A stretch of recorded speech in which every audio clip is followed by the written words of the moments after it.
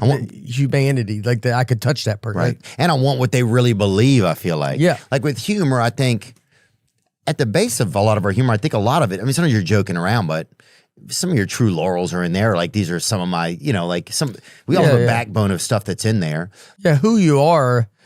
Like, yeah, I mean, I think unless you're like a one-liner guy or something, Right, like then that, that's hard to really know. But who you are is going to be kind of, Somewhat in there. Yeah. Because it's hard to get like a true like, okay, what does this person think, and are they just speaking directly to me without a lot of influence? It's like pastors, comedians. I'm not putting us in some special space or anything. I'm just saying, here you go. Yeah. Teachers or professors, but I mean, look, it's... But teachers, some of that stuff is kind of like they have to follow a curriculum. Oh, dude, when somebody's tickling you, that's when you have to tell the truth. Think about that. A tickler? Not the tickler's a creep or whatever. Yeah. But the person, if you're being tickled, you ever try to lie to somebody while they're tickling you? It's impossible. Impossible. Yeah. Maybe I'll be up there. It's impossible. That's why when I see all this waterboarding and torture or whatever, and all this horrible stuff they're doing to people, sometimes I'm like, dude. Tickle. Get in there. Unleash them. Get under their arm. I don't know. Unleash them crawdads on somebody and you'll get it. Grab their thigh right there. Dude. Bro, where were you? This is our JFK. Where were you? People, you always knew you could get tickled like this, right? You knew that, right? And even if there's a chubby kid and you grab that little donut around his midsection and just shake the freaking truth out of his little thick ass or whatever. Sorry, and we'll edit that. But when somebody did that to you, how shocked were you? I didn't know that. When somebody did that. Yeah, I remember, I used to do it to my daughter, too. Like, you'd grab their leg there and then just be like, well, don't smile. Don't smile. Don't, and then, yeah, that's right. Tickling, maybe it's going to be a big, it'll come back, but you need ticklers. So then where are you going to do that in a safe?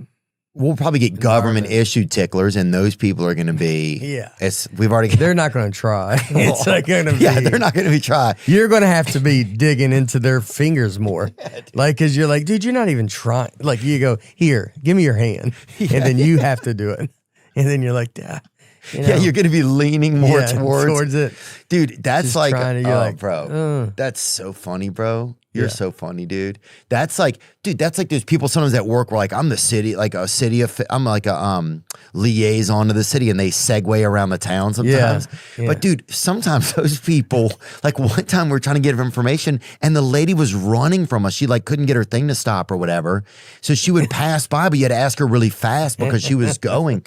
And then another time his got stuck or whatever, like in a right-hand pattern or whatever. He called it right-hand pattern. He's like, it's in a right-hand pattern. And he's just sitting there, just glitching like in a circle. Like just going in circles. Yes. And we're trying to we're just trying to ask where's him. The monument? Yeah, dude. It's just like, dude, we're talking about Paul Revere, and he just kept dodging us. Yeah. Where's Daniel Boone's house? And it's just, and he's yeah, dude. We're like, look, dude, we heard Harriet Tubman ate ice cream around here. Can you just tell me? Yes. Heard Davy Crockett. Yeah, we heard Davy Crockett and Betty Crocker actually hooked up around here one time. They were around the same time. Were they? I don't know. They had to have met up. They had to have met up. They would at least known about each other. Oh, yeah. Yeah. Davy Crockett was talked about a lot growing up. He was. Way more than it is now. It was a big deal when I grew up. Yeah, now it's like Travis Scott or whatever. Yeah, it is. And Davy Crockett is a good name.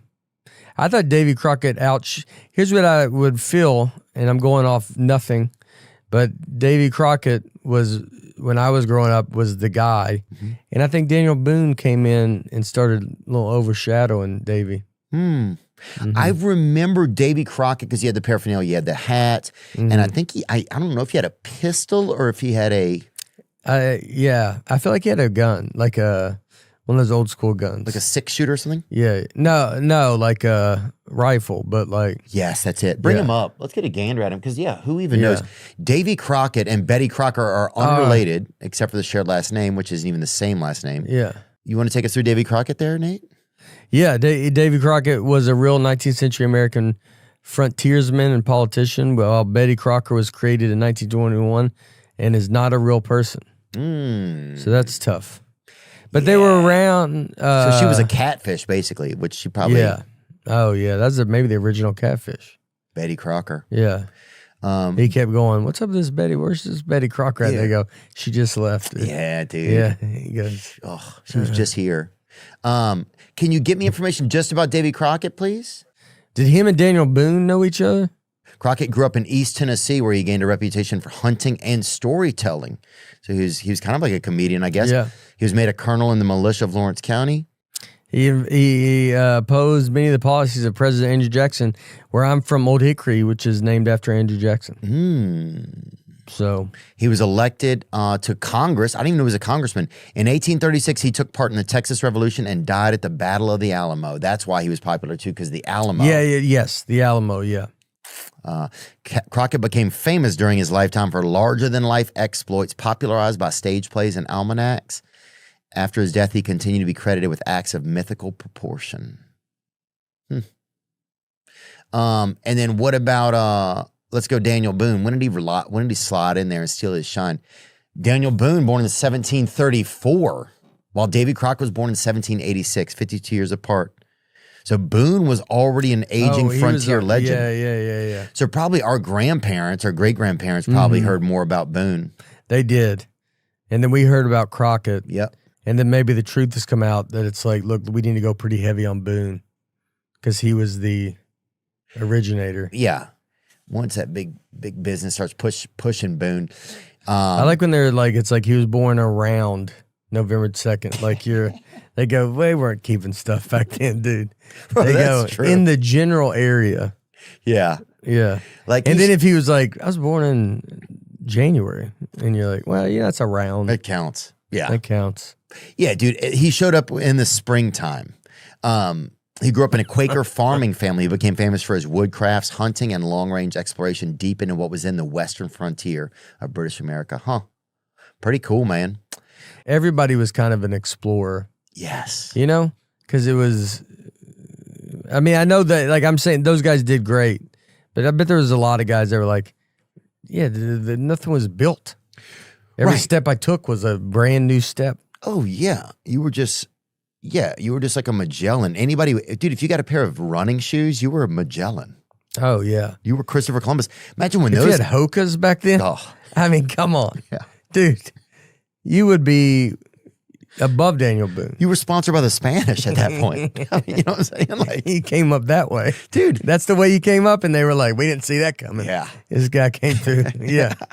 Dude, it is kind of crazy. And because there was also a time where there were more woods, right? Anytime there was woods, you were an explorer. Anytime. Yeah. That has a lot to do with exploration because there was more woods that like less timber had been cut down. So I think you had that. And then, just not knowing where everything was, being an explorer. Gosh, you think you think you could have been an explorer? I mean, I don't think you have a choice. I think you're just it. But I think I could. I like exploring. I would like to go find some, trying to really see like what's the path, the best way to go. That's what's hard is there's not much left exploring. You see like those untouched tribes they talked about, and then you're like, I don't even know if some of that's real or not. It looks fake. A lot of that's fake. Yeah. And so I know in Alaska, because they talk about Bigfoot, and like in Alaska, there's like so much land and stuff, like with woods. And like you go up to Washington, it's like got the most trees. Yeah, people don't even. Yeah, you can't. There's so much. People had to go seek for 2 years. Yeah. Oh yeah, you couldn't. I mean, if